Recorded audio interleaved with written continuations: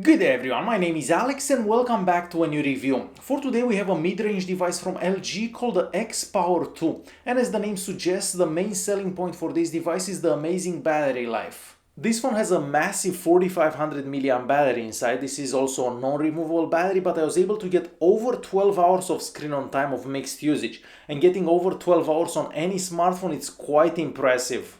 For other specs, we have the Snapdragon 425. This is an octa-core CPU clocked at 1.4 GHz. We also have 1.5 gigs of RAM, 16 gigs of internal storage, and the device is running Android 7. And before we go any further, can you guys help me out by pressing that like button? It's gonna make a huge difference for this video. Alright, so moving back to the phone. First of all, the phone is made out of plastic, so it doesn't feel that premium. So the sides and the back are made out of plastic, and if you've had the phone made out of metal in the past, you are definitely gonna feel the difference. Since we have a 5.5-inch screen with pretty big bezels all around it, of course the phone is not gonna be small, but it is about the same size as all the other 5.5 inches phones out there. On the back we have the flash. We also have a 13 megapixel camera. This camera has a f2.2. We also have the LG logo, and all the way at the bottom we have the speaker. The speaker gets quite loud, but since it's sitting on the back of the phone, it's always pointed away from you. But here is a sample of how the speaker sounds.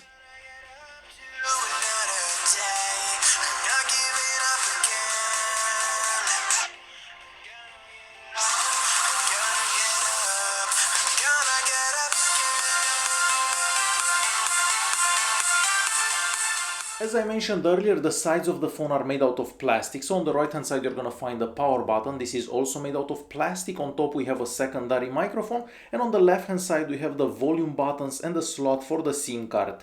This phone can take a SIM card and an SD card, but unfortunately you're not gonna be able to use the SD card as internal storage, so you can only use it as portable storage, and that means that you can only save pictures and music on it, but you're not gonna be able to install apps onto the SD card. As for the internal storage, out of that 16 gigs that comes with the device, we have about 9 left, and the speeds that I got for the internal storage are decent.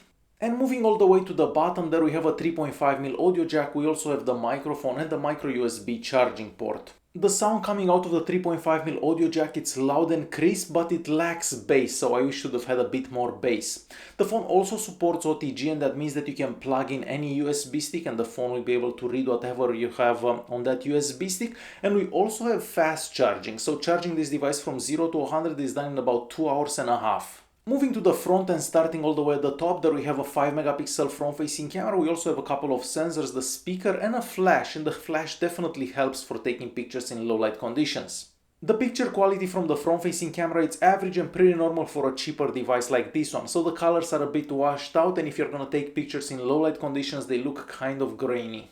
The 5.5-inch screen has a resolution of 720p, and I know that a lot of you aren't gonna be happy about that 720p resolution, but realistically the screen is not bad at all. The viewing angles are really good, so you can see the screen no matter how you look at it. The colors are nice and vibrant, and the screen gets bright enough so you can actually see it outside. The screen sensitivity is also great. You can touch the screen in 10 places in the same time and the screen will register, and I haven't had any issues whenever I was playing games or typing.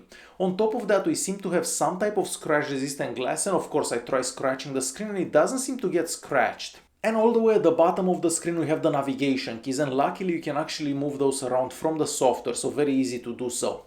And we are moving to the phone's performance. So first of all, that Snapdragon 425, it's not a powerhouse, so don't imagine that that's a powerhouse. So the scores that we got on the AnTuTu benchmark and the Geekbench 4 are kind of low, but kind of normal for that CPU. Even like that, most apps that you're gonna use work okay, but I do recommend that you don't keep a whole bunch of apps running in the background. So just close all the apps running in the background and everything seems to go smooth that way. So for example, using Chrome, zooming in, zooming out, scrolling up, scrolling down, pretty much everything that you're gonna do with Chrome goes okay. On the YouTube app, the maximum resolution is 720p, which is the resolution of the screen. However, all the videos that I watched, that resolution seemed to go very smooth as well. Gaming also performed better than I was expecting. Now, don't imagine that this is a powerhouse, so this is not a powerhouse by any means, but you can still do some gaming. So as you can see, Real Racing 3 does work very good on this device. The GPS unit inside this phone works great. It's gonna find your location within a couple of seconds, and using Google Maps or any navigation app also works great. As for sensors, well, we have quite a few sensors available, but unfortunately we are missing the gyroscope, which is quite a shame, but all the other sensors that we have available seem to work good.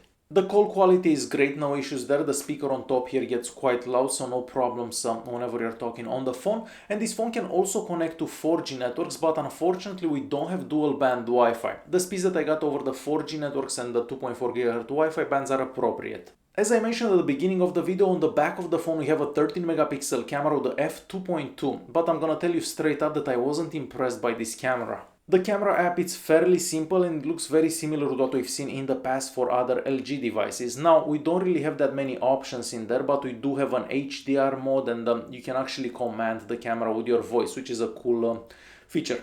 Aside from that, we have a whole bunch of filters available, so if you're into filters, we do have a whole bunch of those. The camera app is also quick at times, but it really depends how much light you have, because if you don't have enough light, the camera app is quite slow. As for the picture quality, well, I have to say that I wasn't that impressed. First of all, if you have plenty of light, the pictures will turn out quite crisp, but the colors aren't that vibrant, so they seem a bit washed out, and the pictures don't look that great with those washed out colors. Of course, you can just edit the pictures, but it would be ideal to take pictures that look good right away. If you take pictures at nighttime, well, the pictures are gonna be quite grainy and a bit out of focus, so it is difficult to actually focus on a subject in low light conditions. So yeah, the pictures that you're looking at right now don't look the greatest, and that's the downside to this phone, basically, the rear camera. The X Power 2, it's running Android 7, and of course on top of that we have LG's own skin. Now I have to be honest, I wasn't expecting that the phone would perform this well, but it did actually perform very good. Moving in between screens, opening new apps, closing apps, everything is done quite smoothly, but you're limited by the RAM because we only have 1.5 gigs of RAM. So if you want the phone to run as smooth as possible, I do recommend that you close those apps running in the background. The settings app looks identical to what we've seen for other LG devices in the past, and me personally, I don't really like how it looks. I find it confusing, but if you've been using LG devices in the past, you shouldn't have any issues. So no problems with the settings app at all. So as I said at the beginning, the main selling point for this device is the amazing battery life, because being able to get over 12 hours of screen on time, it's not something that we see every day. Everything else about the phone is average, but that's quite normal considering the low price of the phone. So if you're looking for a budget-friendly phone that has amazing battery life, this could be the one to get. Alright guys, hopefully you enjoyed this video. If you did like it, press that like button, don't forget to subscribe, and I'll see you in the next one. Thanks for watching.